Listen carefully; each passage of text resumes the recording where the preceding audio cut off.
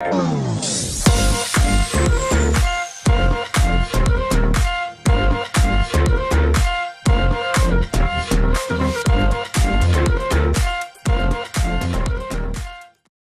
welcome to Queer News Tonight. This is the world's first and only LGBTQ+ daily evening television news, broadcasting live and then available on demand. Available on all smart televisions, including Roku, Apple TV, Android TV, Amazon Fire TV, and of course YouTube and Facebook. It's time to queer up the news. It's Monday, November 28th, 2022. We are live and literally out of the closet and into the headlines. So many of your important stories we're going to tell this evening on Queer News Tonight.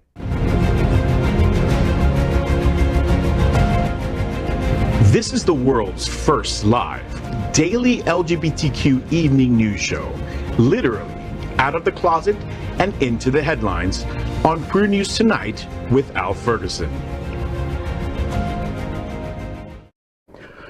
I'm your anchor at Queer News Tonight, Al Ferguson. This evening we bring you the news of and a perspective representing the LGBTQ+ community from South Florida, America, and across our planet.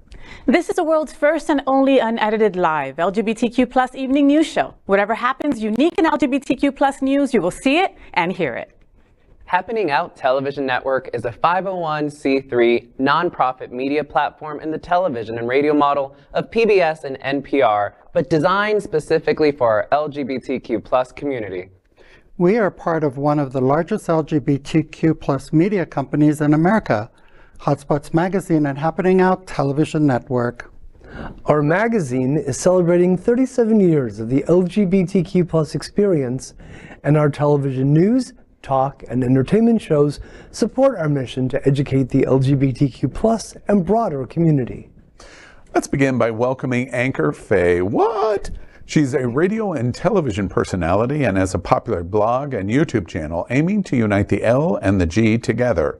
She's a hostess and MC for many South Florida events, an animal advocate, and owner of Faye's Fur Family. Also, make sure to catch the FayWhat Show, the first LGBTQ+ morning show, Mondays at 9 a.m. Eastern, online or your smart television. Good evening, Faye. Good evening, everyone, and I hope everyone had a great Thanksgiving. I missed you guys so much. I'm nursing a wound. I tried to be butch. I tried to carve the turkey, and it didn't work out so well. Last time I tried to be butch. Is that what they're calling it, carve the turkey? Yeah.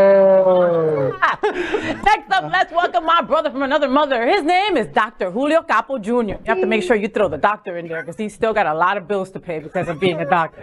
He's a history professor and the deputy director of the Wilsonian Public Humanities Lab at the Florida International University. He specializes in the history of race relations and immigration in the United States, as well as LGBTQ+ studies. He's an author of the book, Welcome to Fairyland, Queer Miami Before 1940, and curated a new exhibition called Messages from a Pandemic, AIDS Graphic Communication. Good evening, Julio. Hola, mi amor. I always get so nervous when people say the doctor and they're going to think that it's the other kind of doctor. Like, imagine you're on a plane and they're like, is there a doctor on the plane? And I'm like, do you need history trivia? If so, I can help you. Otherwise, you're kind of not. I feel like the Grinch right now with my Anyway, it was good. It was a good holiday. Good to see you all. I'm good to be back. I lost my voice a little bit in the softball tournament, so I sound way butcher. So look, you have an injury and I have an injury. And we're both of us, butch. We're so butch. We're so butch. Speaking of that, Faye, you don't know this, but Julio with the Hurricane Classic softball tournament, Showdown, yeah. He is the showdown. He is the water boy. Yeah. That's it. Yeah, I supply people with water. No, I'm an amazing second baseman. Yeah. Allegedly. Yeah. And I got the joke. Let's welcome anchor Franchesca D'Amore. Her vision is to extend education and support on behalf of the homeless, the arts, and the LGBTQ+ community, currently a proud board member of Safe Schools South Florida and a former board member of the Hollywood LGBTQ+ Council. Yes. She is also the entertainment consultant for My Hollywood Pride 2023. Can't wait. A quote from her, listen to this. If I can inspire even one person to boldly live their truth, my job is done. That's right. Hi, Francesca. Hi. Thanks for that great intro. Francesca, I have to interrupt, though. I also have to say congratulations on your award, your Bishop Asaf Macaulay Mahi Transgender Equality Award that I was there to see when you were presented. I am so proud of you, honey. I'm very honored for that, and Safe School South Florida also won an award, and you were my first big hug there. I'm so glad you were there. Proud of you, Mama. Yeah. Congratulations. Yep. So I'm Franchesca D'Amore, and I'm representing the Femme tonight. Let's welcome actor Gregg Shapiro. Basically, yeah. You talking to me? I'm talking to everyone. An inductee into the Chicago LGBT Hall of Fame, Gregg is the author of 8 books, including his latest, Fear of Muses. An entertainment journalist whose celebrity interviews and music reviews run in a variety of regional LGBTQ+ and mainstream publications and websites.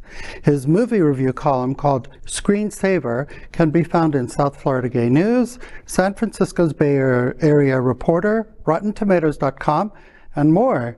Good evening, Gregg. Hello there. We are the reporters for Queer News Tonight, and this evening we begin with the queer headlines. The LGBTQ+ community in South Florida and across America is diverse. Our community across the world is vast. And here are the bullet points of the Queer News for today, Monday, November 28th, 2022. I'd like to wish you all happy National French Toast Day. And I'll have mine with grade A Vermont maple syrup, please. Oh, French toast. Even Greg's a little butch here today, right? No. Don't you notice that? Yeah. Did you roar? I just did. That's the closest Roar. I could do. That's it. All the right. category is Butch Realness. Realness. All right. No. All right. No. Let's begin tonight's news by queering up trans rights. An interesting story. Washington, D.C. enacts the most comprehensive trans sanctuary bill in the United States. Washington, D.C. Democratic Mayor Muriel Bauer signed Act 240808, better known as the Human Rights Sanctuary Amendment, on November 21st. The amendment, shared on Twitter by trans activist Aaron Reed, aims to uphold various rights to those who are either transgender or wish to have an abortion within the region. Reed's tweet said, quote, "They can't use any means to enforce anti-trans and anti-abortion laws against people fleeing states. No cops, no jails, no warrants, no subpoenas, not even ink to paper." The bill, initially introduced in May, aims to prevent district officials from cooperating with interstate investigations that would infringe upon the exercise of reproductive freedom, end quote. It was sponsored by Washington, D.C. officials after the controversial Supreme Court decision to overturn Roe v. Wade, which essentially gutted nationwide protections on abortion. During the July testimony in District Attorney's, the District of Columbia's committee, Attorney General Carl A. Racine said, quote, "The Supreme Court overturned a precedent that had stood for nearly half a century, then eliminated the constitutional right of abortion. The sanctuary bill and related pending legislation seeks to bolster the district's long-standing policy of protecting civil and human rights. This includes the rights of making pregnancy decisions, access gender-affirming medical care, and engage in same-sex relationships," end quote. Activists applauded the bill, saying it will effectively turn Washington, D.C. into a human rights sanctuary. And I hope it's the prototype of many more laws like this. Individual cities that pass this kind of legislation that say we will not cooperate with enforcement measures from other states is the way to protect minority at-risk communities, especially like the trans community and what we're watching from states like Florida. Governor DeSantis cannot chase somebody into the District of Columbia to enforce the rules or laws that he tries to enforce here. So will this pass? Do you think this will pass? Oh yeah, absolutely. Yeah. I mean, whether we'll see it continue in other places will be, I hope so. I hope it becomes a prototype for other laws across. One of the things I love here, Al, you kind of point to that, is like reproductive rights have always been LGBTQ rights. And one of the things that this points us to and kind of reminds us too is that control of your body, agency over your body, and not being told how to dictate, to have control of your body is a form of liberation. It's a form of of self-governance, like that is to have the own say in your body, and to put these two things together, they've always been critically linked. I think this is powerful. I think this is a really important message. And it's not that surprising that this, the Human Rights Sanctuary Amendment Act happened in DC, because you really will not find a more Democratic voting area, Democrat voting area than in DC. And the credit also goes to City Council member Brienne and Nadeau, who actually created the bill. And we should remind everybody, Washington, D.C., people think of South Florida, they think of Los Angeles, San Francisco, New York.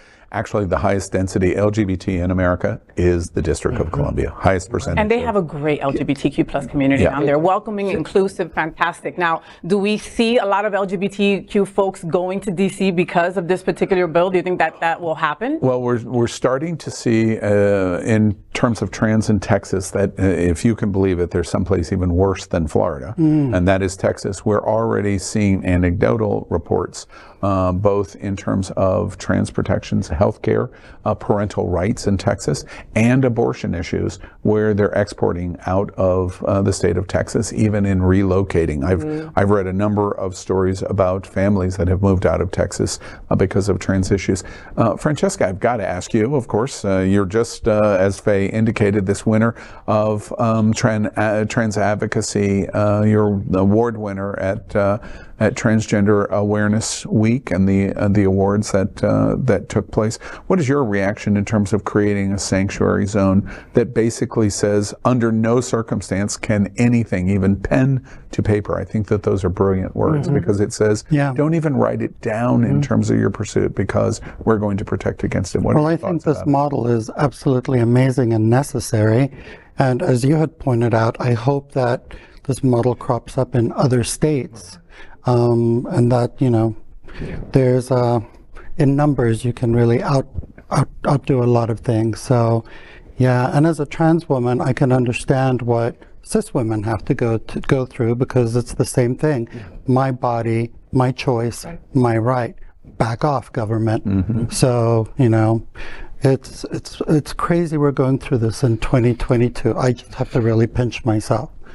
One other thought that Julio opens the door for, you add to it, that I want to draw some attention to, of what's going on in the District of Columbia. I'm constantly aware of white, gay, privileged man syndrome here in South Florida. I talk about it a lot. We've talked about it before the show. You look at it in the mirror every morning? I look at it in the mirror every morning.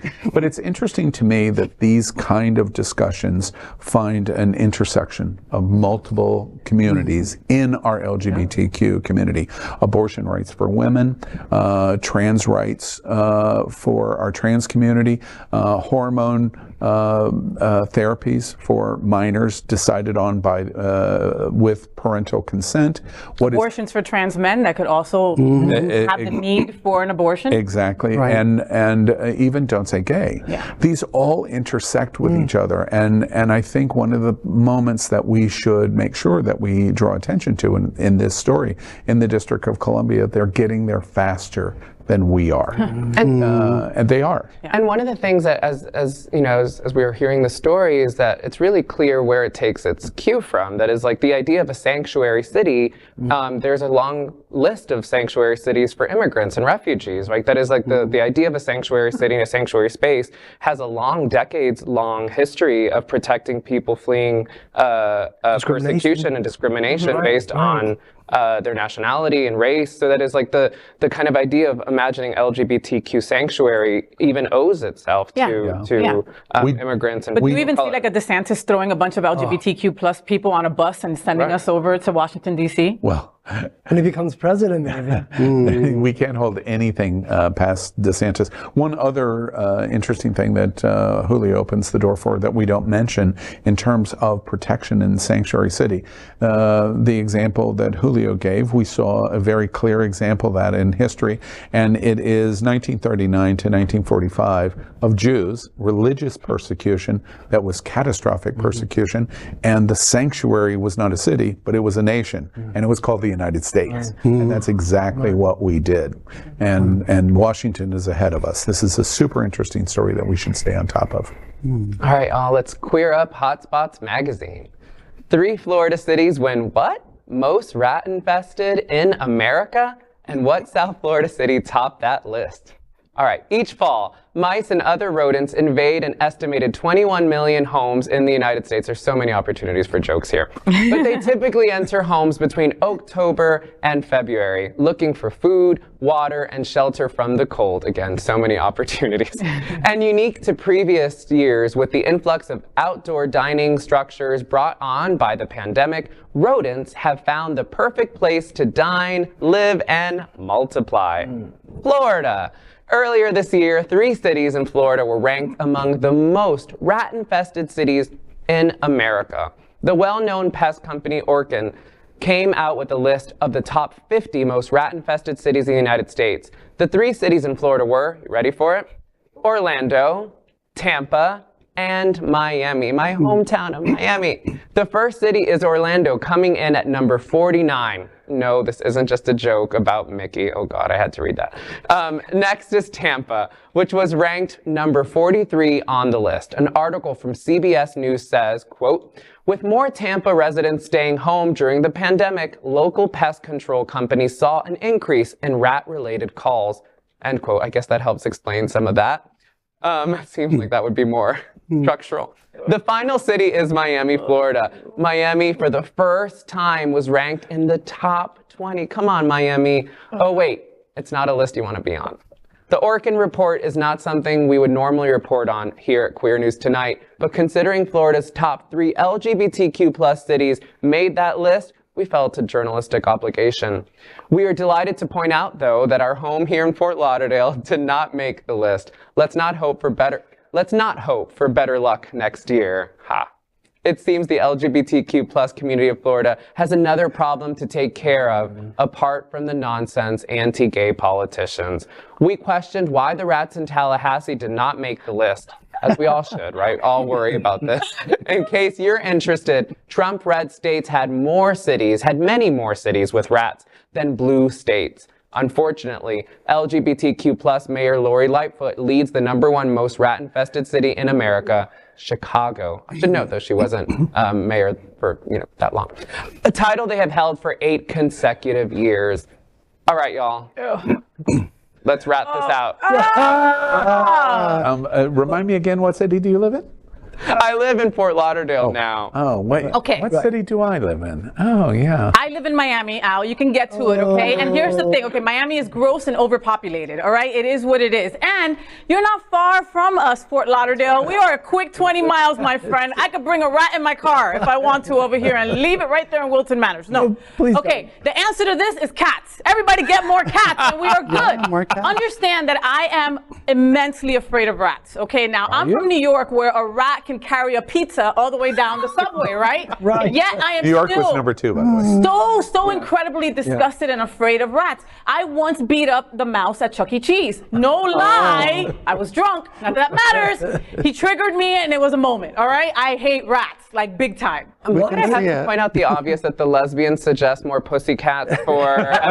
Right? You got it. You got You it. know, while you were doing this story, especially when you got into Lori Lightfoot, I asked Miami, Fort Lauderdale, yeah. And then, where are you from, Greg? Well, I've been living in Fort Lauderdale for almost 9 years, but as a former Chicagoan, I can attest to the rat infestation problem. Yeah. And if you think that, they're gonna die in the winter because it's cold, no, man, they're called Norway rats. Oh, wow. That is So what why don't they go back to Norway? That's what they are, and they can withstand the unbelievable cold. In fact, they prefer the cold to the heat. Yeah. I'm moving to Boca Raton. There's No rats in Boca rats in Raton. Palm Beach, right? But it the says name. raton. But there are no rats in Boca Raton. It's pristine. We do the story. This is not a story that normally we would do at Queer News Tonight, but we just couldn't help of the irony of rats in Florida and what we're going through, and then our 3 big LGBT populations, with the exception of Fort Lauderdale. Well, manners. Well, I love me some Miami, even if it's full of rats. Yeah. Yes. Yes. Right. Well, the election did turn in Miami-Dade County. I'm moving on now. Okay. Next, let's queer up business. Disney removes chairman to focus on big challenge to repair LGBTQ plus community relationship. Disney fired CEO Bob Chapek after less than 2 years on the job and brought back former CEO Bob Iger. With his return as CEO, Bob Iger faces tough decisions about how to boost Disney's bottom line. But how he handles the next chapter in the Don't Say Gay fight with Florida will have more far-reaching consequences. Does he double down on LGBTQ rights, or does he try to appease the Florida GOP to avoid further legal or political disputes? Disney was in trouble for donating to DeSantis' campaign and to numerous lawmakers who had sponsored the Don't Say Gay bill. After that, the company had to take many remedial measures. In the midst of the Don't Say Gay controversy, Chapek, the then CEO, pledged $5 million in donations to the Human Rights Campaign and other LGBTQ plus groups. The company internally also had showrunners and other executives promise in video conferences with employees to promote representation for LGBTQ plus characters in shows as part of a not-so-secret gay agenda. Notably, Iger never shied from politics. He firmly criticized the Don't Say Gay bill as potentially harmful to kids. Disney, under Iger, also provided support to the Orlando community after the Pulse nightclub shooting. Disney, under Iger's last 15-year stint as CEO, fully embraced annual celebrations as parks such as Gay Days. Appointing Iger back as a head is widely expected to be positive for both the company and the LGBTQ plus community. Listen, Disney doesn't do anything half-assed, folks, all right? They have a whole team of legal people and really smart geniuses that are like, okay, what can we do to fix this? We effed up, and that's the truth. They did F up, you know? They did. $5 million is nothing. It's chump change to them, all right? But they brought back someone who actually did try to represent us, who really did try to have our back, so to speak. Maybe if Iger would have been in that seat during Don't Say Gay's primary times, things would have been different right now. You know, Disney knows what they're doing. I'd love to know how much extra money they had to pay Iger to come back, right? Because, I mean, come on. That's the real story. Well, I haven't seen it yet, but the new animated Disney feature, Strange World, features its first out gay teen character, Ethan Clade, and he's voiced by gay comedian actor Jabuki Young White. Yes. And then also there's an upcoming movie next month called Darby and the Dead, which is directed by trans filmmaker Silas Howard. So it's an indication that they are putting their money behind it. They are representing the community. There's a couple of facts that I think are really important here. Let me use a sports metaphor because I know how much you like sports. Gregg's gonna be lost now. He's going to be telling a sports story. If your quarterback of your team fumbles and fumbles and fumbles, what does the team do with the quarterback? They replace him. They fire him and replace him. That's exactly what Disney did. Disney did this literally in the middle of the night. This caught everybody by surprise. Chapek basically fumbled over and over again. First off, to even try to be in bed with DeSantis was a tremendous mistake. Whether you like him or you hate him or whatever it is in between, for him to embrace him in the way he embraced him is what began the end for Chapek, one of his major fumbles. Then probably he fumbled very significantly in his over-response back to us. $5 million to the HRC, his voicing up, etc. So he takes on DeSantis in the least positive way he could possibly politically take on DeSantis. So he pisses the LGBTQ community off, which, by the way, means their employees, because it's the largest queer employer in the world. And then he pisses all the radical Republicans off in the way he tried to compensate for it. Fumble after fumble after fumble. Iger, completely different. I'm long-term Floridian. I have followed Iger closely.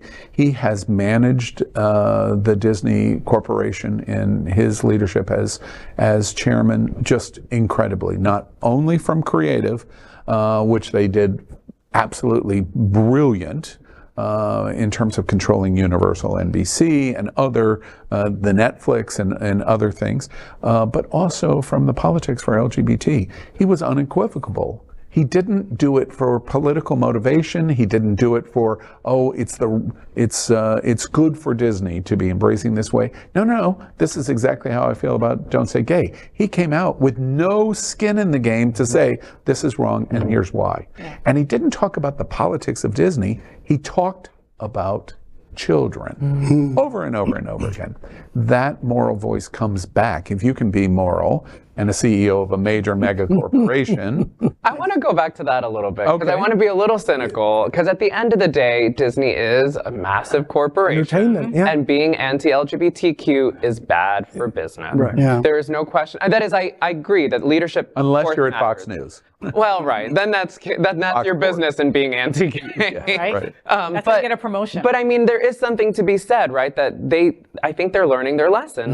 Like Faye said from the start, right? They did their marketing. They did their, how much they had to pay him to come back. No doubt leadership matters, and whether, it takes a partisan kind of, it's articulated that way or not, but certainly it's also bad for business. And I think it's not insignificant for us to remember and know that gays are good consumers. Yeah. Yeah, I'm curious to that point. The news about Iger coming back as CEO in Disney, that affects every LGBT person in America. It either affects you in terms of what you're seeing on television, what you're seeing in movies. It affects you in terms of what they do, that other competitors in entertainment follow them to say, wait, this is an acceptable image that we want to continue to promote, which is what your point was. And it affects us in Florida in terms of the business. They're the largest employer by far in the state of Florida, employing more queer people by far than anyone else. So this affects us. This chairman change affects our community. Absolutely. Do you think Disney is going to get better with the change? Absolutely. I know that Iger had said a lot of things about Chapek when he was silent about the Don't Say Gay. And earlier I had said a small group of people can make a change. And a group of 200 of us went up to Orlando. To the gates. And we were at the gates and we were protesting while simultaneously in California. News Yes, doing I that, did. by I was the on the way. front page. Right. So, yeah, it was a pretty amazing experience. But he just kept on fluffing it. And it's really horrible to have to pressure somebody to do the right thing. Yeah. But corporations, businesses, we have to pressure them. 100%. 100%. So I think he's gonna really help with. He's gonna Thank you step for up doing for that, sure. for having done that. Of course. For sure. It was one, and in fact, we lost, by the way. It's 2022. We're getting ready to close the year. We lost in Florida. Not only did we lose Don't Say Gay and the Woke Act and the issues, we lose Carlos Guillermo Smith. He was cannon fodder of what happened. We lost the midterms here in Florida. We were the worst results in America. Who would have ever thought that Florida would be the worst results in America? However, there's a silver lining that ran every place else. All of the election deniers and all of the other things, the Democrats did very well. The Republicans, especially the radical crazies like Boebert in California or in Colorado, wins with 250,000 votes by only 500. Wow. She is one of the worst. The only thing worse was Marjorie Taylor Greene. They all got shook to their core. So that's good news We have to keep for Florida. Keep our eye on Georgia too. And we have hopes for Georgia too, but this is a good sign that Disney has made this change, and it's a good sign for the LGBT. We need good signs. On to the next thing. Queer Up the USA View. Colorado nightclub owner says shooting is part of a new type of hate. The co-owner of the Colorado Springs gay nightclub, where a shooter turned a drag queen's birthday celebration into a massacre, said he thinks the shooting that killed 5 people and injured 17 others is a reflection of anti-LGBTQ plus sentiment that has evolved from prejudice to incitement. Nick Grzeska's voice was tinged with exhaustion as he spoke with the Associated Press on This Week in some of his first comments since the attack at Club Q, a venue Grzeszka helped build into an enclave that sustained the LGBTQ community in conservative-leaning Colorado Springs. Authorities haven't said why the suspect opened fire at the club before being subdued by patrons, but they are facing hate crime charges. The suspect, Anderson Lee Eldridge, 22, has not entered a plea or spoken about the incident. Gregg said he believes the targeting of a drag queen event is connected to the art form being cast in a false light in recent months by right-wing activists and politicians who complain about the sexualization or grooming of children. Gregg said, even though general acceptance of the LGBTQ plus community has grown, this new dynamic has created a dangerous, dangerous climate for the community. According to a Human Rights Campaign report, after Florida passed a Don't Say Gay bill, references to pedophiles and grooming in relation to LGBTQ plus people have risen 400% within 1 month. That's just insanity. Yeah. It's so interesting. You know, when I was, Safe Schools was a very big part of the whole Don't Say Gay movement. And I was talking to a lot of my LGBTQ brothers and sisters or other people, and they kept on saying, well, they're kids. This doesn't affect me. And I'm like, don't you understand the domino effect of all of this? It's definitely going to affect you.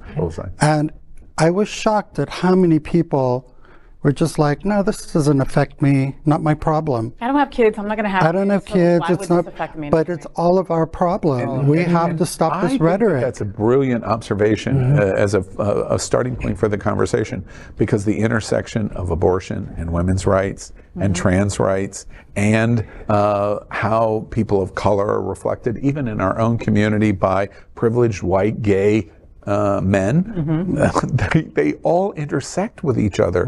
We can see and connect the dots that if this is under attack, it's going to result in a response. And that attack is going to be catastrophic, like what we saw at Club Q. Well, and obviously we're sensitive to this, you know, especially being here in Florida after the Pulse nightclub shooting, but it's so clearly the arrow is pointing to the rhetoric from the right. The fact that the shooter's grandfather was this Randy Velpo, who's this right-wing Trumper. I mean, it's just obvious. It doesn't point anywhere else. Boebert, it points to all of these people. Trump.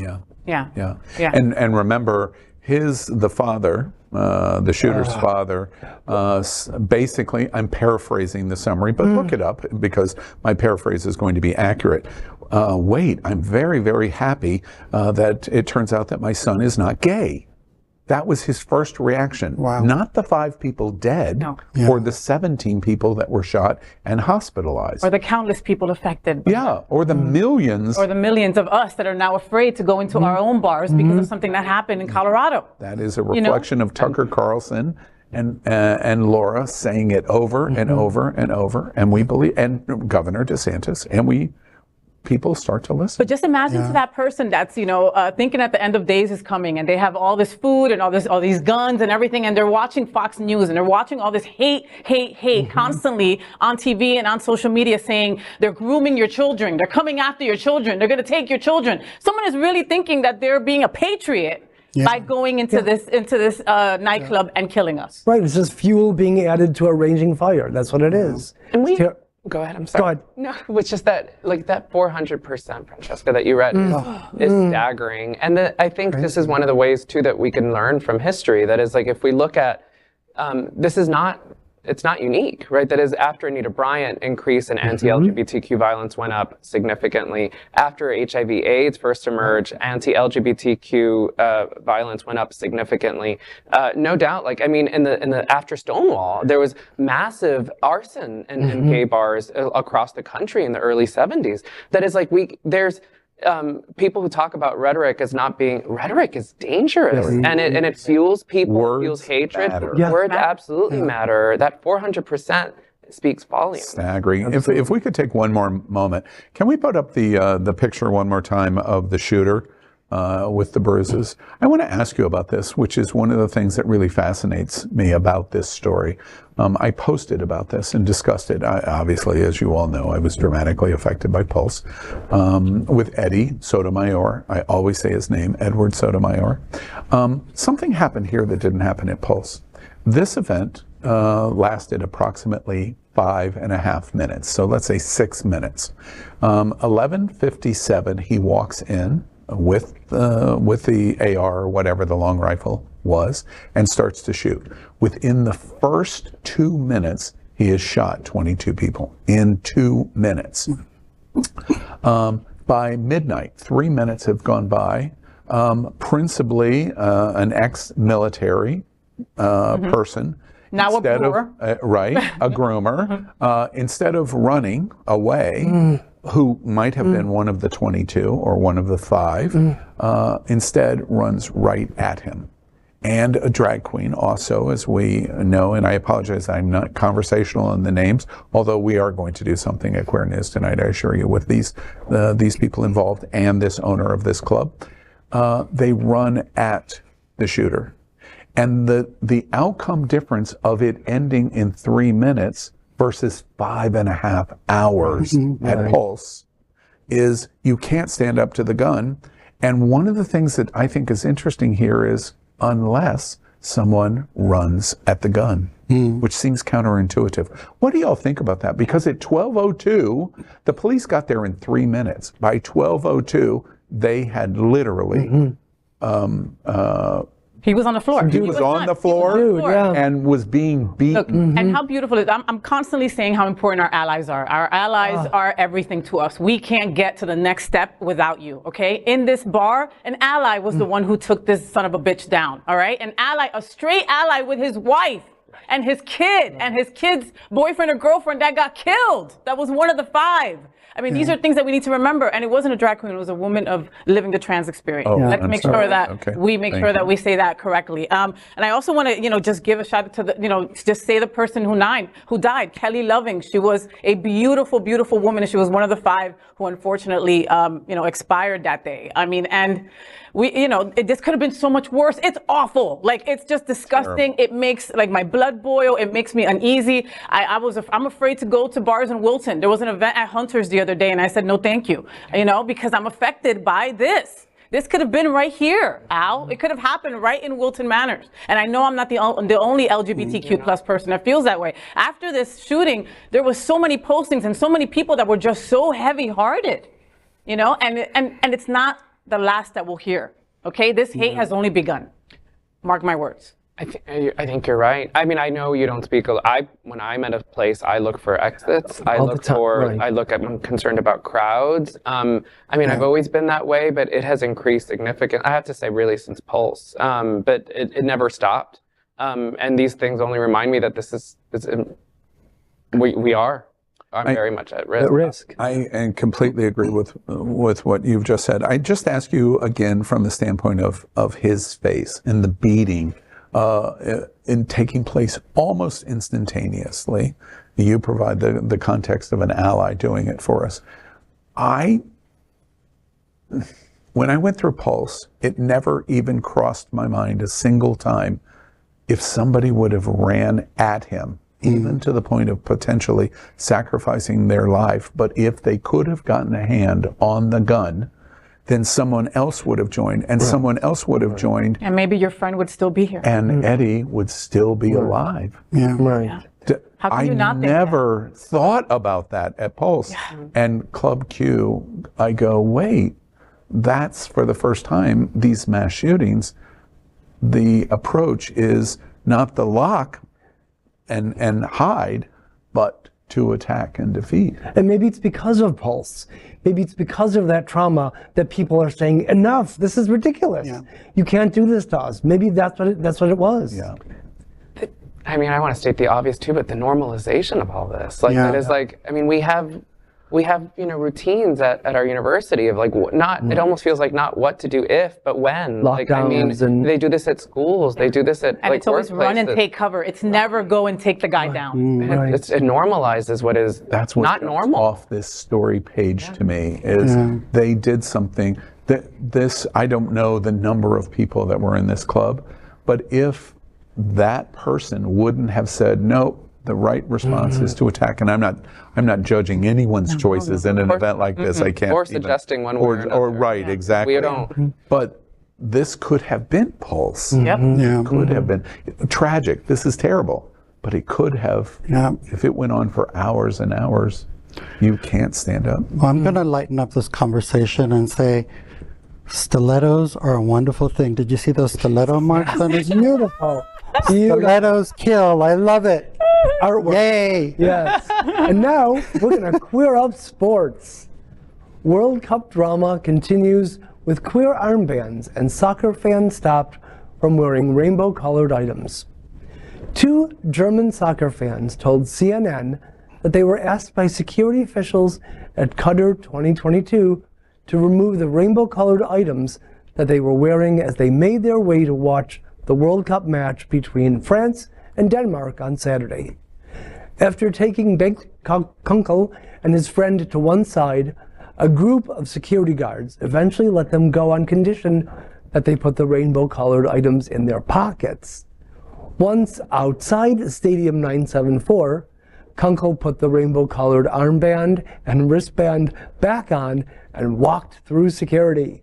He was stopped 4 times before reaching his seat. Since the World Cup kicked off, FIFA has found itself at odds with 7 European nations playing at Qatar 2022 over the threat of sanctions for any player wearing a One Love armband during games. German Interior and Community Minister Nancy Faeser wore the One Love armband, which features the outline of a heart striped in different colors, with FIFA President Gianni Infantino sitting close by during her country's 2-1 defeat against Japan. Ahead of its game against Japan earlier this week, Germany's team posed with their right hands in front of their mouths, designed as a protest to FIFA's decision to ban the One Love armband that many European captains had been hoping to wear in Qatar. First of all, yay sports ball.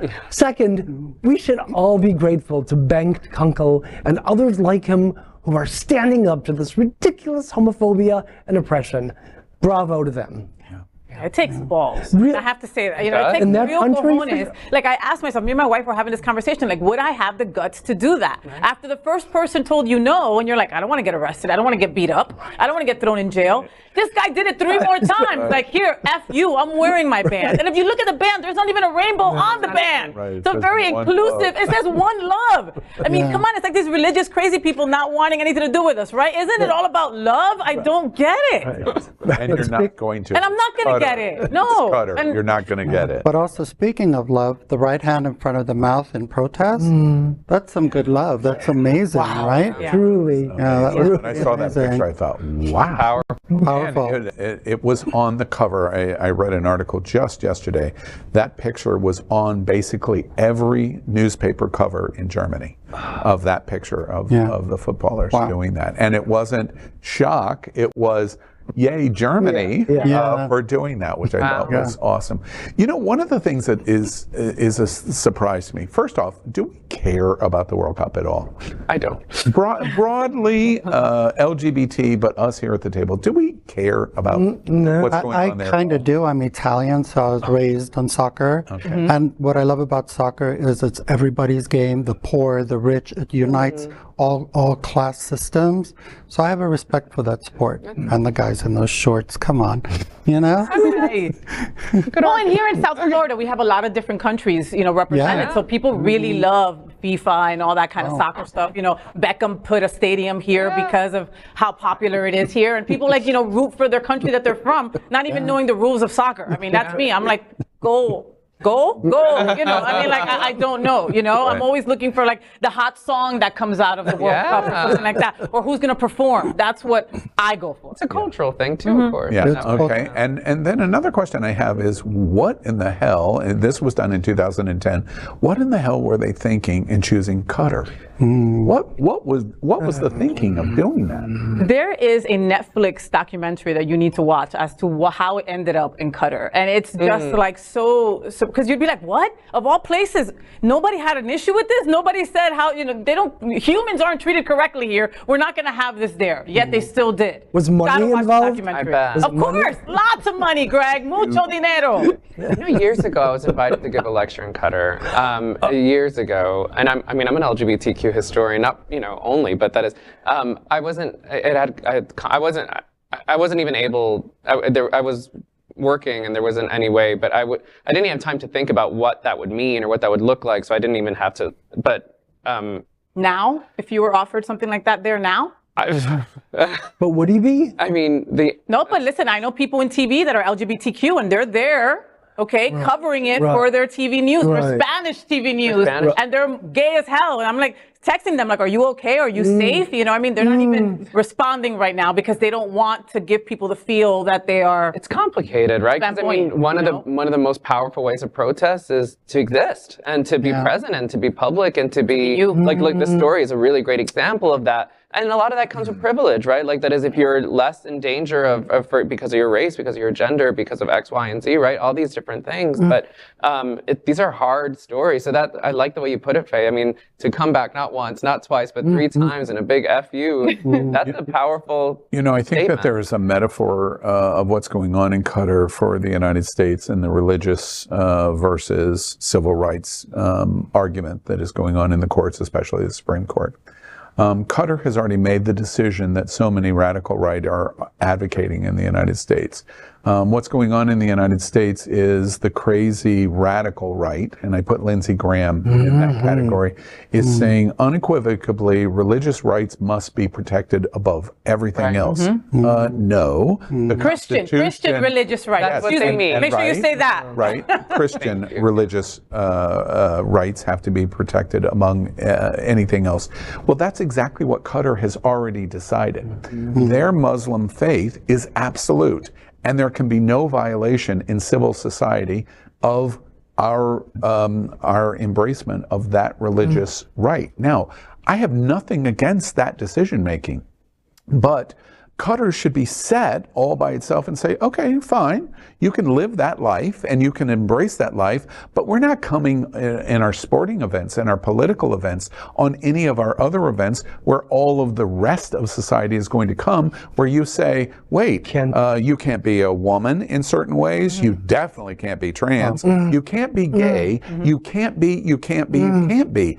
That's what's so shocking here in the decision to go to Qatar, because we're even discussing that we should respect their religious rights. We don't have to. No. And that's what the argument is in America. I'm Christian faith in the United States. But I'm not going to turn to the person who's Muslim to say, you must believe and follow exactly what my faith teaches. Yeah. That's what they're doing. And Qatar is a really great example of a metaphor of what we're going to face. 2023, the issue for 2023 for LGBT is not going to be politics per se. That's going to come in 24.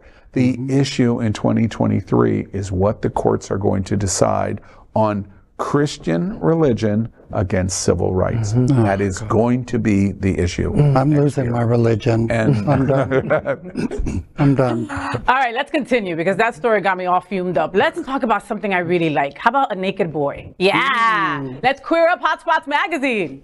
WeHo goes crazy as male model strips down to his undies on TikTok. Well, that's one way to grab the attention of the gays of Los Angeles in a viral video that is currently making its rounds on the FYPs of many TikTok users whose algorithm knows they probably love gorgeous men. Photographer Henry Jimenez Kerbox teamed with popular male model Jordan J.T. Torres to do a photo shoot in the streets of iconic neighborhood West Hollywood. But this wasn't your typical run-of-the-mill photo shoot. Instead of getting dolled and fluffed up, I would fluff him, in a studio, Kerbox challenged a casually dressed Torres to strip off his oversized hoodie and classic blue jeans and pose in his underwear while walking around WeHo. And the results were sensational. The incredibly ripped Torres was game. And as expected, as he started taking off his clothes and walking around West Hollywood, specifically around the intersection of Santa Monica and Robertson Boulevards, he couldn't help but catch the wandering eyes of many. Do we completely understand the reasoning behind stripping it down on a very busy street in a big city, or other than the sheer delight of the sheer delight of IRL thirst trapping, of course.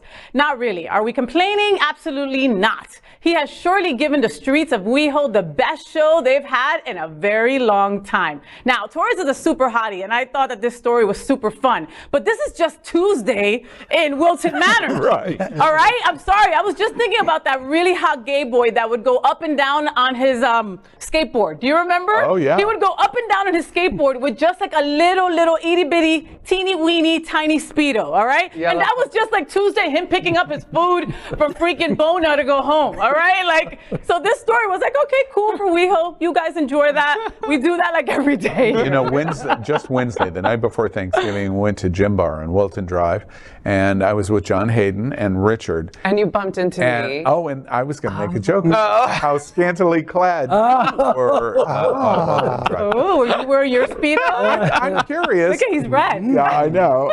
And the butch realness continues.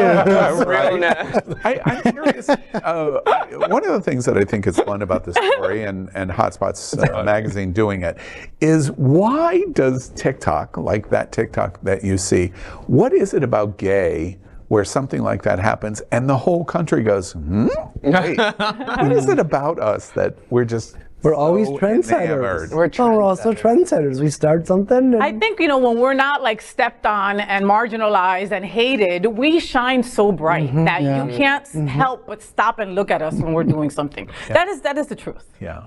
Yeah. Neither here nor there, but I love that the aesthetic kind of takes me back to Marky Mark. Yeah, right. the Calvin Klein. The Calvin does. Klein. I feel like it's very much a 90s Very look of much. like, Oh, I'm kind of into it. Like, I'm kind of into this retro. I mean, it's what's kind of retro at this point, right? You know, I spent New Year's in West Hollywood this year. The turnover. I was in West Hollywood. Went to the Rose Parade, which is not nearly as exciting as as this on Santa Monica Boulevard. It's really interesting to me that we always make the joke about community, and it's one of the reasons that we also do this story today. But Wilton Drive really is much gayer than Santa Monica I believe in that. West Hollywood. We have become, I just don't know, some people say it's Hell's Kitchen. You can't walk up 8th Avenue and it feel nearly as gay as Wilton Manors. No, you can't walk around the Village and feel that gay either. I mean, we're definitely way. You can't walk around Castro in San Francisco and feel as gay as you do in Wilton Manors. I mean, I live in Miami and I straight up and say that. I don't have a problem driving 35 minutes to Wilton because that's where I feel the gayest. Yeah. And Where that's, you are again, the gayest. butch realness over here. but I do wish there were some gay women clubs in up here. Yeah. I do, but here's the thing. I really do believe that the reason why we don't have so many girl places is because we're just accepted everywhere at this point, So I think that's true. why. I wish there were some, but I mean, we can go to Alibi, we can go to Gym Bar, we can go to anywhere and sit right there with the boys. And that's not the same in all cities in the U.S. But in Wilton, I haven't found a place in Wilton that I feel. Even Johnson's lets me in. Yeah. Remember If you have the right If escort. I have the right New Moon? It was I New love Moon, but Carol opened up, is it F9? Apartment 9F. Apartment 9F, Yeah. yeah. Well, there's only 21 bars, women's bars left in the United States. I don't even think it's that many anymore. Not even? I don't even think it's that many. I think someone right. closed since that last number. Okay. It's happening a lot. It's really not okay. I'll start a bar. Yeah, there we go. FayWhat's bar. And I don't even drink, so that's going to be a very, very sad bar. We're going to need something wittier than FayWhat's bar. Keep it open on Club Soda, I assure you. Okay. Well, next, we are part of our special partnership with Sunshine Cathedral, the world's largest queer church here in Fort Lauderdale. Supporting that partnership, we are broadcasting from our permanent site right here at Sunshine Cathedral at the Happening Out television studios. We broadcast Sunshine Cathedral's Sunday International Service at 10:30 a.m. every week.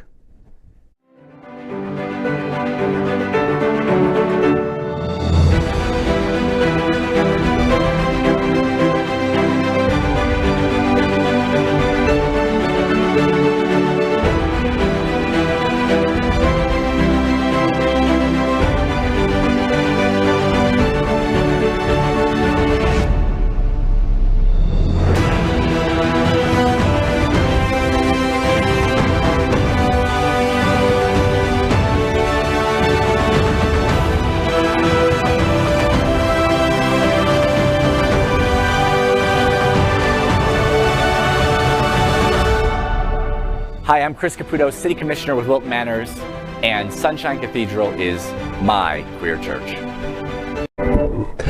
That is today's news for the LGBTQ plus community on the world's first and only daily LGBTQ plus evening news show.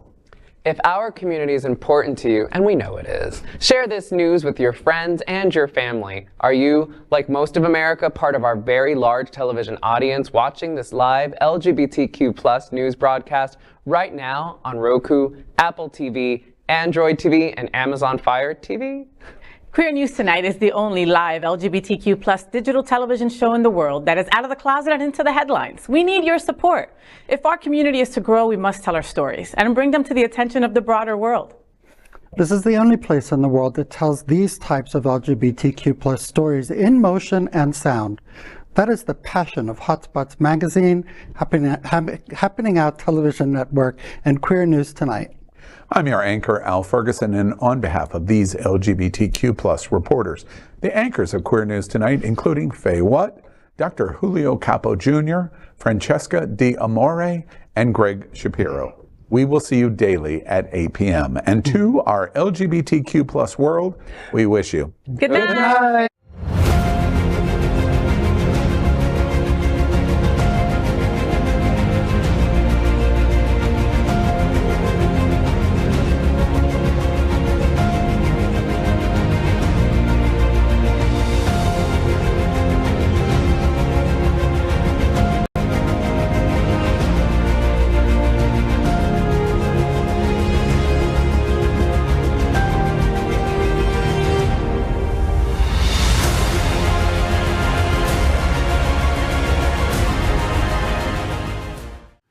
LGBTQ plus news is vital for our community and for the broader world as a whole.